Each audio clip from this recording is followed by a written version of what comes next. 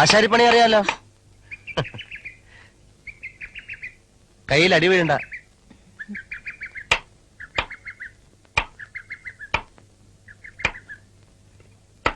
ഇന്നലെ എന്തായിരുന്നു കൺഫ്യൂഷൻ ആ ഒരു ലെറ്ററിന്റെ? ഒന്നുമില്ല. ഒന്നുമില്ലാന്നല്ല, എന്തോ ഉണ്ട്. എന്തായിരുന്നു ആ ലെറ്റർ? ഡാഡി വന്നതിന് ശേഷം അതിനെപ്പറ്റി സംസാരം കേട്ടല്ലോ. ഒന്നുമില്ല. സോഫിയ ഏത് ക്ലാസ് വരെ പഠിച്ചു? 10 വരെ. 10 വരെ പഠിച്ചുള്ളൂ?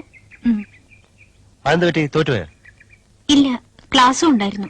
പിന്നെ പഠിച്ചില്ല, പഠിപ്പിച്ചില്ല. പക്ഷെ എലിസബത്തിനെ പഠിപ്പിക്കുന്നുണ്ടല്ലോ. സോഫിയക്ക് എപ്പോഴും എന്തെങ്കിലും പണിയല്ലേ? എന്റെ സ്വഭാവം ഏതാണ്ട് ഇത് തന്നെ. വെറുതെ ഇരിക്കാൻ വലിയ പ്രയാസമാണ്. റീതാമാവി പറയാറുണ്ട്. ഓ, അപ്പൊ സോഫിയ എടുത്തുണ്ടോ മോനെ പറ്റിയുള്ള വധം? മമ്മ പറയുന്നേ പാതിയേ നേരുള്ളൂ, ബാക്കി മുഴുവൻ നുണയാ.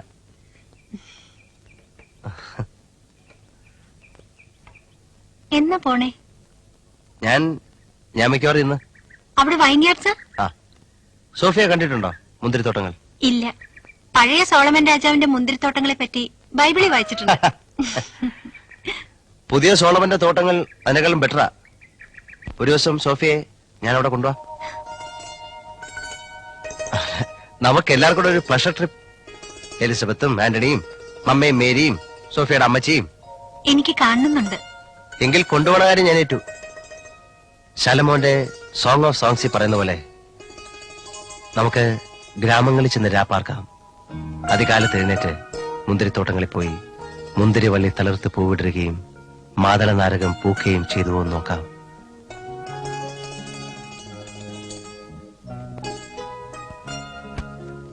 അതിന്റെ അടുത്ത ലൈൻ എന്താണെന്നറിയാം? അല്ലേ വേണ്ട, പറയൂ.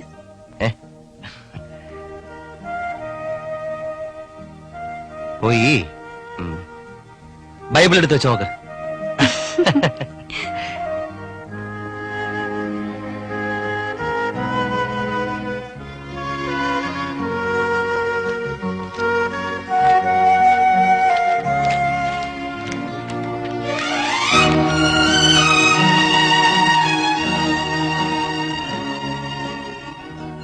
നമുക്ക് ഗ്രാമങ്ങളിൽ ചെന്ന് രാപ്പാർക്കാം.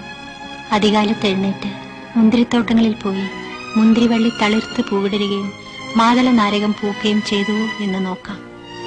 അവിടെ വെച്ച് ഞാൻ നിനക്കെന്റെ പ്രേമം തരും. അവിടെ വെച്ച് ഞാൻ നിനക്കെന്റെ പ്രേമം തരും.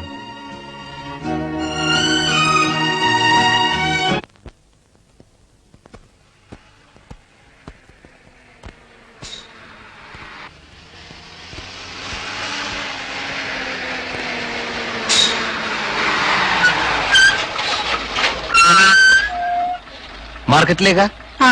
ഞാൻ കൊണ്ടുപോവാ. സോഫിയ മൈസൂര് വന്നിട്ട് എവിടെയൊക്കെ പോയി? എങ്ങും പോയില്ല. എങ്ങും? എങ്കി വാ, ഒരു അരമണിക്കൂർ കൊണ്ട് ഞാൻ കുറച്ച് സ്ഥലമൊക്കെ കാണിച്ചു തരാം. കൂട്ടത്തിൽ മാർക്കറ്റിലും കയറാം. പിന്നെ അതിന്റെ അടുത്ത ലൈൻ വായിച്ചോ? വായിച്ചു. എന്നിട്ട്? ഒന്നുമില്ല.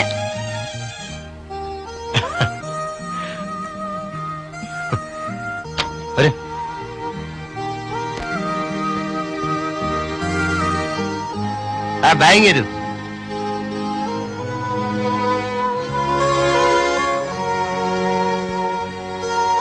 കം, അവിടെ ചോട്ടിട്ട്